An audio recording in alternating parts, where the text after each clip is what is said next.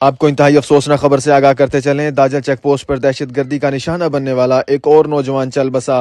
آپ کو انتہائی افسوسناک خبر سے آگاہ کر رہے ہیں، داجل چیک پوسٹ پر دہشت گردی کا نشانہ بننے والا ایک اور نوجوان چل بسا۔ محمد حسنین ممدانی لاہور ہسپتال میں زیر علاج تھا۔ شہداء کی تعداد 3 ہو گئی۔ 3 دن قبل KPK اور پنجاب کو ملانے والی داجل چیک پوسٹ پر دہشت گردوں نے خودکش حملہ کیا۔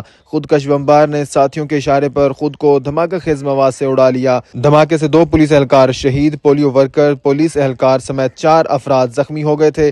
لاہور ہسپتال میں زیر علاج زخمی حسنین ممدانی شہید ہو گئے۔ آپ کو انتہائی افسوسناک خبر سے آگاہ کر رہے ہیں، داجل چیک پوسٹ پر دہشت گردی کا نشانہ بننے والا ایک اور نوجوان چل بسا۔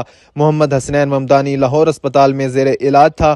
شہداء کی تعداد 3 ہو گئی۔ آپ کو بڑی خبر سے آگاہ کر رہے ہیں، داجل چیک پوسٹ پر دہشت گردی کا نشانہ بننے والا ایک اور نوجوان چل بسا۔ محمد حسنین ممدانی لاہور ہسپتال میں زیر علاج تھا۔ شہداء کی تعداد 3 ہو گئی۔